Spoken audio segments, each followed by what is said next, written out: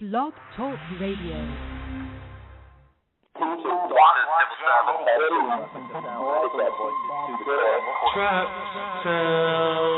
Trapper Warriors coming. Yeah, like right about now, give a shout out to my main man, Trapper Boy. And as y'all know, he from Trap Town, USA, where if you ain't careful, you just might get blown away. Trap Town. Trapper Warriors coming. Coming to your town. Coming to a town near you. The Trapper Boy Chronicles. Chronicles of Trap Town. Trap Town.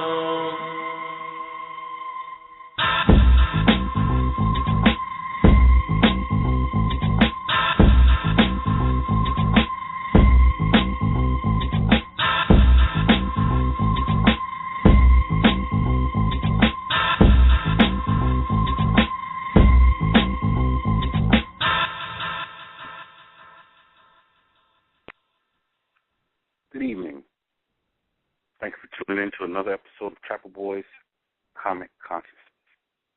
Tonight's show based on the origins of the Incredible Hulk. Definitely one of my more favorite characters.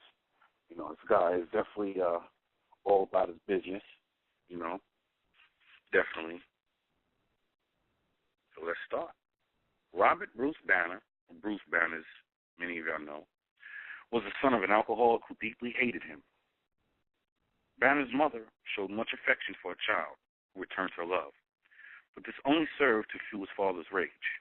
Dr. Brian Banner was an atomic physicist who worked on producing clean nuclear power as an energy source, but he was afraid his exposure to it mutated his son's genes. Bruce showed signs of high intelligence at an early age, which strengthened his father's belief. Brian became abusive to Bruce, and when his mother intervened, Brian murdered her. He frightened Bruce to keep quiet, but his own bragging landed him in a psychiatric institute. As a child, Bruce was withdrawn, possibly developing his personality to help deal with his pain and rage. His only happiness came from spending time with his cousin, Jennifer Walters. Bruce found it hard to develop friendships and often found himself on the receiving end of physical abuse at the hands of school bullies. One such incident sparked him to build and plant a bomb in the basement of his school. Wow. That's that white people shit, y'all. I hear that, right? All right. The bomb was a dud, and Bruce was expelled. But the military took notice of his genius. Eventually, Bruce earned a doctorate in nuclear physics, started a career with them. Supervising a trial of an experimental gamma bomb that he designed for the U.S. Defense Department at a nuclear research facility in New Mexico, Bruce selflessly rushed to the rescue of an ignorant teenager who had wandered onto the testing field as the countdown ticked toward zero. After shoving young Rick Jones to safety in a nearby ditch, Bruce was struck full force by the bomb blast.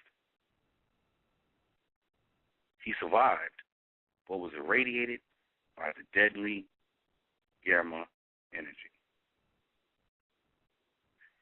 At first, Bruce would transform into the brutish Grey Hulk only at sunset and revert to human form at dawn.